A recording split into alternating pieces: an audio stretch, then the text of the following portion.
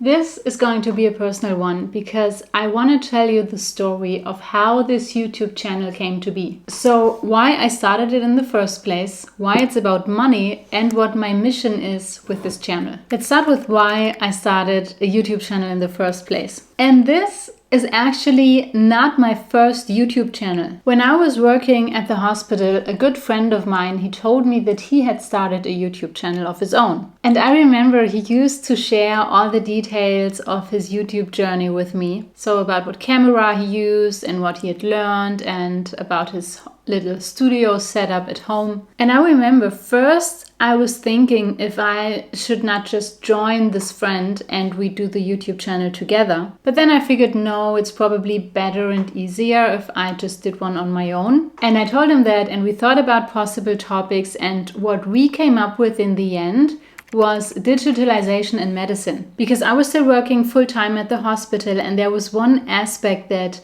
pretty frustrated me at the time, and that was how inefficient working there was regarding digitalization. And I suspected that there's already a lot of different solutions out there, and I was right, and I wanted to use this channel to connect the dots and basically connect doctors with all the companies that already had developed digital solutions in the medical context. And up until that point, it was more like a vague idea in my head. I spent some time thinking about it, planning it. I also procrastinated on it for quite some time. But then, and I remember this like it was yesterday, I was standing outside with that same friend, and he gave me a tip. He said that people would sit through a bad video quality rather than a bad audio quality. And that is the reason why it's important to take care of the sound first, right? And I said, that's interesting. Thank you so much for the tip. And where did you hear it? And then he told me that he had heard it in a YouTube video from some doctor from Cambridge, and the video was called something like 10 tips for aspiring YouTubers. And I'm telling you, this friend, he was a very smart guy. He gave me a lot of information, a lot of tips also for software and stuff all the time. I forgot about most of them, but this night I went home and I typed into YouTube, Dr. Cambridge YouTube tips. And for the very first time, I found Ali Abdaal. And this changed everything for me. So first I watched this video about the 10 tips for aspiring YouTubers. I knew, for example, there's this German finance channel, it's a big one. And the guy from the channel was working in an investment bank before. And then he started this YouTube channel on the side with his friend, which is crazy because investment bankers already work like a lot. And I also knew that at some point he quit his job as an investment banker to do the YouTube thing full time. But funnily enough, at the time, I didn't see this guy like the investment banker who starts a YouTube channel on the side. And I didn't identify myself with that same career path, if that makes any sense. But anyway, when I was watching this video from Ali Abdaal, who was a doctor like me, who was working as a full-time doctor in the hospital and who did this YouTube channel on the side, that created a shift. Because suddenly there was someone who was in the exact same position than I was. And suddenly I thought, wow, if he can do it, I can do it. And so after this evening, it became more serious for me. And eventually I posted my first YouTube video a few weeks later. Now in hindsight, I did not have even close to the success that he had yet. So it's definitely much harder than it looks. But nevertheless, Ali Abdaal introduced me into a whole new world that I didn't really know of before. And for that, I will be forever grateful. I also bought Ali's YouTube course. It's called the Part-Time YouTuber Academy sometime later. If you want to check it out, there's a link down below. And during this whole process, if I should really do it and why, there are a few reasons that I chose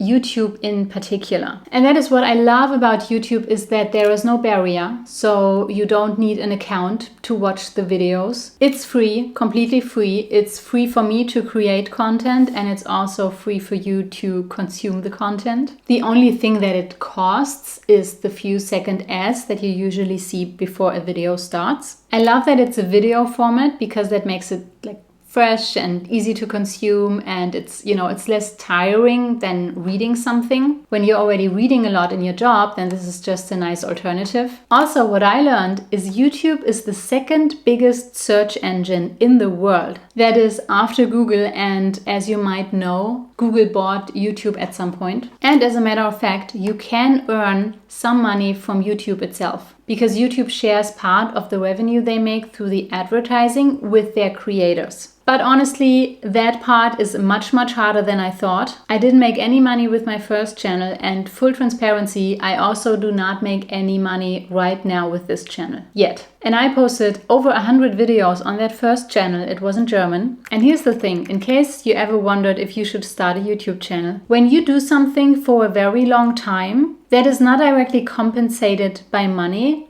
then it really shows you if you love the thing or not. And one aspect of becoming a creator, and Ali Abdaal also talks about this in his part-time YouTuber Academy, when people ask him what they should make content about, his answer would be, well, take a look at what you're already doing in your free time. Because things you do in your free time are things that you genuinely care about. And that is one of the reasons where I also realized that this digitalization in medicine topic from my first YouTube channel, it wasn't something that I was very passionate about in my free time. It rather grew out of this situation that I had in my job working at the hospital. But there was a time where I was starting to question if I should continue with it. And then something else happened. I was already into personal development, and I wanted to start to learn how to meditate. So I found some meditation teachers and I went to their meditation retreat. It was a 9-day silent meditation retreat, so no talking, except for a few interviews in between with the teachers. And during that time, with all the meditating from morning till night,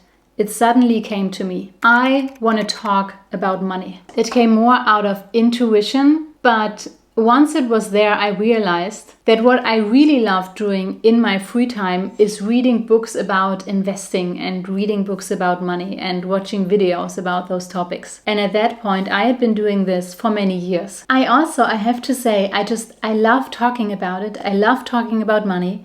Even though this part of me for some time was suppressed, because money still is a bit of a taboo, or at least not that many people are comfortable to talk about it openly, which now is the part I particularly like, that people can come to me to talk about money openly. And it wasn't that much of a surprise for me, because as a matter of fact, I started reading books about money when I was still a teenager. And what I love most about money, about this topic of money, is that on the one hand, it's just a numbers game and numbers do not lie. And on the other hand, you have this psychological component of money psychology and the, in part, very emotional decisions that people make around money. And for me, this is such an interesting combination to kind of look through. And now I get to read and research about this topic even more than before, which I'm very grateful for,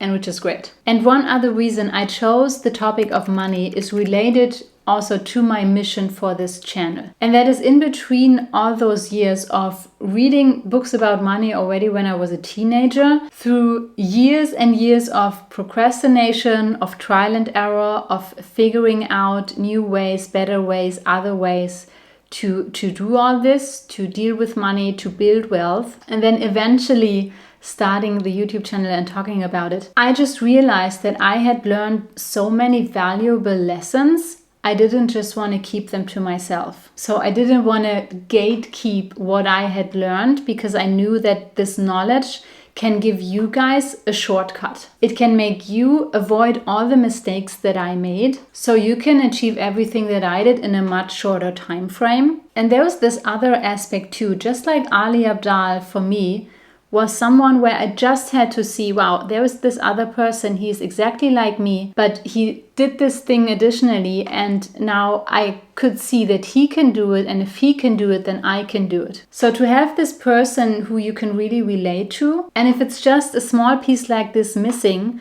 for someone to take action, because for some reason they can relate with me, then I wanted to use this chance and give this chance. Because I know how this works. It's part of human psychology. When we want to achieve something, pretty much the first thing that we automatically do is find all the reasons why we cannot. Genetics, circumstances, personality, family, politics, whatever it is. And I just want to, alongside all my other financial influencer colleagues, show you guys that it's possible no matter what.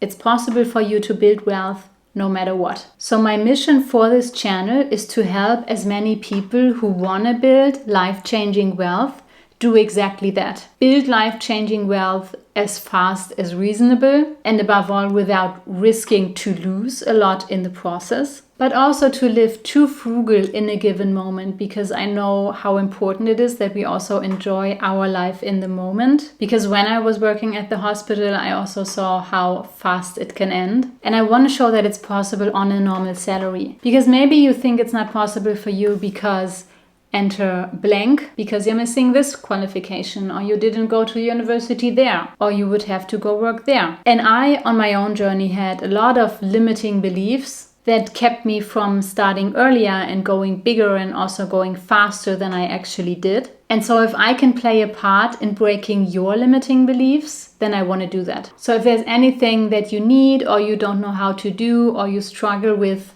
on your journey to building wealth, then please do not hesitate to reach out to me, because that literally is what I'm here for. And also thank you for being here. Thank you for spending your precious time with me and for trusting me, and to many years of building wealth to come.